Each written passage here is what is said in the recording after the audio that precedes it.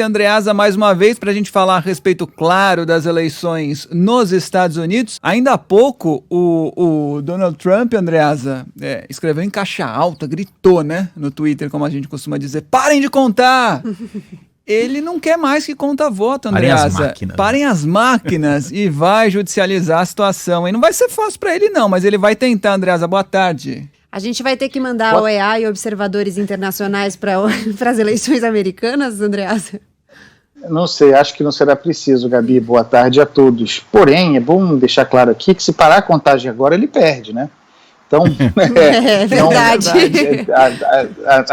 A melhor opção sempre é contar até o final.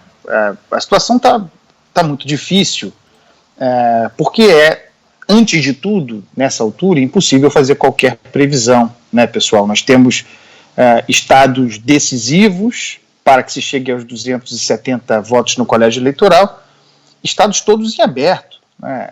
Houve uma precipitação, a meu ver, à luz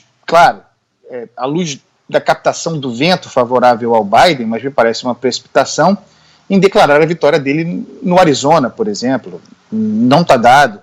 A vantagem de Biden não é tão grande assim, ainda há muitos votos a serem computados, mesmo que nós saibamos que esses votos vêm de condados, de regiões do estado supostamente ou historicamente favoráveis aos democratas.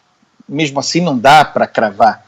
Esse era o estado com o qual se conta para que Biden dependa exclusivamente do estado de Nevada, dos 6 votos de Nevada, para bater nos 270. Mas não dá para contar com Arizona, e não dá para contar com Nevada também. Andou muito pouco hoje a contagem, o Biden ampliou um pouco a vantagem sobre Trump, foi para casa dos 12 mil, eram 8 mil. 8 mil votos, 12 mil votos de diferença, ainda que falte pouco para o término da apuração no estado de Nevada, está aberto. O raciocínio é o mesmo, sim, há esperança dos democratas na vitória de Biden, porque os votos faltantes viriam de regiões historicamente democratas. Trump tem razão para ter esperanças em reverter esses 2 estados, da mesma forma que Biden tem razão em achar que pode sim reverter a situação na Geórgia. Até ontem era dado como certo o estado para Donald Trump, mas a cada novo avanço da apuração a diferença diminui. A equipe de Biden acredita que ele possa reverter a Geórgia, acredita que Biden possa mesmo reverter a situação na Pensilvânia. Está tudo aberto, é claro que o vento é favorável a Joe Biden, mas não dá para cravar. E exatamente por causa dessa insegurança, dessa incerteza, não é insegurança, normal, um processo de apuração realmente lento, difícil para a gente compreender, uma vez que nós temos aqui um sistema eleitoral todo digital, né, as urnas eletrônicas e tudo mais, difícil compreender, e aí Trump operando essa suspeição, porque a primeira contabilidade, logo de partida, na terça-feira, era altamente favorável a ele, e era previsível, os especialistas falavam nisso há muito tempo, aliás, pouco que os especialistas acertaram foi nisso, de que haveria uma onda vermelha, uma onda republicana inicial, porque, de modo geral, os primeiros votos contabilizados são aqueles presenciais, e são normalmente os votos republicanos. Depois haveria a chegada dos votos postais, os votos pelo correio, os votos majoritariamente democrata, e a coisa se equilibraria. Tudo isso era previsível, é o que está acontecendo, mas a onda vermelha inicial e a conversinha, né, a teoria da conspiração de que durante a madrugada houve fraudes e aí amanheceu o dia, como se não tivesse ninguém acompanhando, como se não houvesse fiscal, como se não fosse a democracia americana. No outro dia abriram-se as urnas e a virada estava dada, Biden liderava o processo. Não é assim, mas sejamos bastante francos aqui, pessoal. Donald Trump preparou isso ao longo de muitos meses, publicamente. Ele identificou que a sua possível derrota viria da questão postal. Não é uma novidade nos Estados Unidos poder votar pelo correio, mas em função da pandemia, esse serviço teria de ser ampliado, inclusive em estados onde não havia essa prática. Estava dado e projetado que o que era antes um voto marginal seria decisivo, muita gente optaria por segurança em função da pandemia em votar pelo correio, e ali estava dada a desculpa para sair acusando fraude, antecipando fraude. Todo esse processo que nós estamos vivendo agora, gravíssimo, de Donald Trump apontar fraude num processo eleitoral ainda em curso, com a apuração ainda em curso, já estabelecendo a judicialização do processo, tudo isso estava dado. Há um precedente de 2000, é o mais conhecido, um precedente que foi estabelecido gravemente pelos democratas quando contestaram a vitória de Bush em 2000.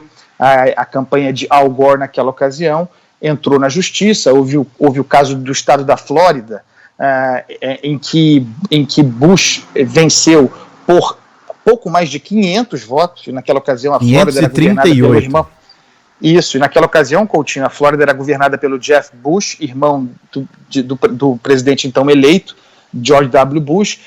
Houve a judicialização, a questão chegou à Suprema Corte. A primeira ação sempre é estadual, porque como nós falamos aqui ontem e anteontem, a federação, os estados é que controlam o serviço eleitoral, a justiça eleitoral.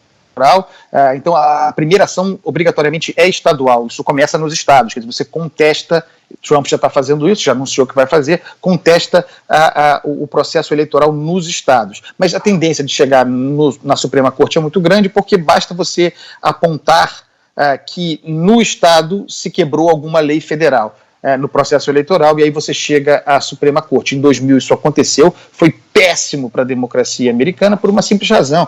Aqui no Brasil a gente está acostumado a ver isso toda hora, tristemente. Nos Estados Unidos não se sabe nem quem são os juízes, você não conhece quem são essas figuras. Naquela ocasião, se falava, dada a disputa, que havia juiz democrata. Imagine um justice da Suprema Corte Americana. Não, esse é democrata, vai votar a favor do Gore, esse é republicano, vai votar pelo Bush. Houve um fla-flu ali colocado naquela ocasião que obrigatoriamente corroeu a sólida democracia americana, a República Americana. Isso tende a se reproduzir agora, mas no final das contas chega a ser um desfecho. Naquela ocasião durou um mês, um pouco mais de um mês, até que a Suprema Corte se decidisse pelo que a urna, à luz do sistema eleitoral do colégio eleitoral, havia decidido. O Trump pode espernear, pode levar adiante, creio que levará à judicialização, pode especular com todas as teorias da conspiração, mas no final das contas, se chegar na Suprema Corte, lamentavelmente, não acredito que a Suprema Corte tomará uma decisão que contraria aquilo que saiu das urnas, como diria o Arnaldo César Coelho, a regra é clara. Pode parecer confusa, mas é clara. Ontem à noite não foi tão clara assim para algumas partidas, mas a gente não vai falar sobre isso agora. Só duas informações rápidas que chegaram agora há pouco dos Estados Unidos. Nevada divulgou que só vai anunciar o final da apuração amanhã ao meio-dia, e a secretária de Estado da Pensilvânia disse que até o final do dia de hoje deve ter um resultado por lá. Faltam cerca de 500 mil votos a serem apurados, e a diferença está em 95 mil votos a favor de Donald Trump. Tá valendo a aposta em Las Vegas ou não? Porque senão eles vão ficar adiando. Em Nevada, né? A Pensilvânia, a equipe do Biden acredita na virada. Eu acho difícil que aconteça. São 500 mil votos, e o Coutinho falou 95 mil de diferença. 95 mil é difícil reverter. É possível, mas é difícil. A virada possível agora para Biden é a da Geórgia. Essa é possível. Menos votos a serem computados, mas uma diferença menor também. Então, acompanhar a Geórgia, Nevada, quem sabe algum dia, nevando aqui no Rio de Janeiro, chegue ao fim a apuração no estado de Nevada, e, claro, o Arizona, que estava dado para o Biden precipitadamente. Vamos ver se vai ser assim mesmo. Vamos ver se o vento se confirma, pessoal. Valeu, Andreasa. A gente volta a conversar amanhã nesse mesmo horário. Um abraço para você, até lá. Amanhã tem livro, hein? Tchau, pessoal. Isso aí. Até amanhã. Tchau, tchau.